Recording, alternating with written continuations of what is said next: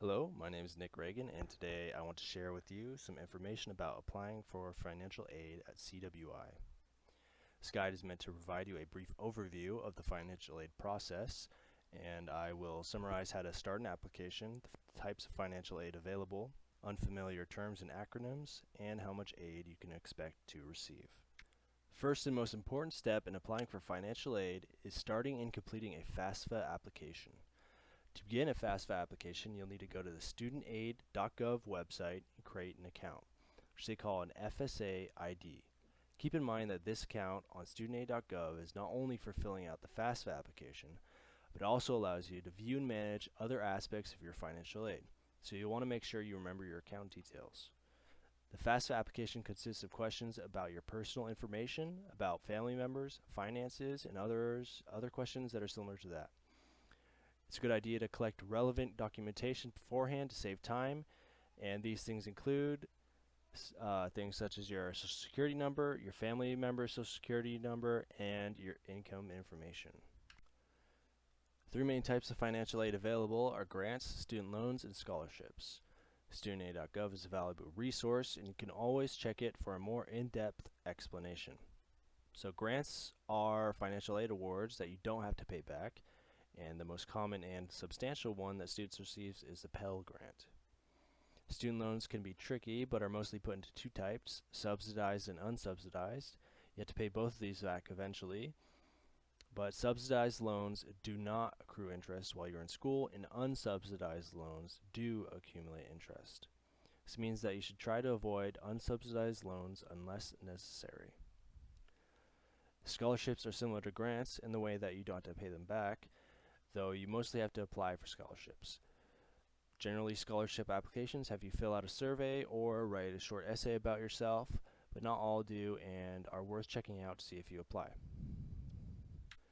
Next, I want to quickly define some terms that you'll commonly see but might be unfamiliar with. You'll see the term dependent very often. In the financial aid context, it means relying on someone for financial assistance. If the application asks you who your dependents are, they are asking who you support financially. If it asks if you are a dependent, it's asking who supports you financially. Household is another common term. It refers to all the people living in your house. And EFC, or expected family contribution, is the score you get at the end of the FAFSA, and it determines in part how much aid you will receive. Part of financial aid that is extremely important are the due dates. FAFSA must be renewed each year, and it is significantly easier than the first time because it saves most of your info. All you have to do is update anything that has changed within the recent year.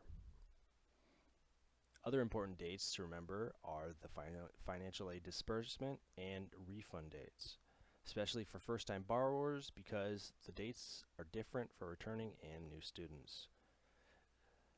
The disbursement date is when the aid is available to pay for classes, books, and college-related expenses, while the refund date is when the leftover money is sent to you through whatever refund method you chose. At this point, you're probably wondering, how much student aid will I get? I'd love to give you an exact answer, but it's a little complicated. How much you get is mainly decided by individual circumstance. For example, a first-time borrower will receive less financial aid than somebody who's in their second year, and someone in their third or fourth year will receive even more. Basically, the government will loan you more money as you gain trust, and you gain trust by completing college courses. However, the main factors that determine how much aid you will receive are financial need and enrollment status. Financial need is exactly what it implies. The more money you need, based on your FAFSA application by the way, the more money you will get.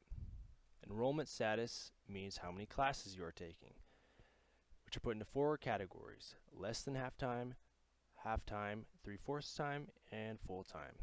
Basically, the more classes you have, the more financial aid you will be eligible for.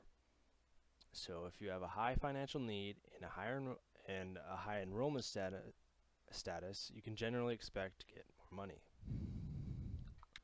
And that is the end of the guide. Thanks for watching. I would always encourage you to use CWI and studentaid.gov websites for more detailed explanations. Okay.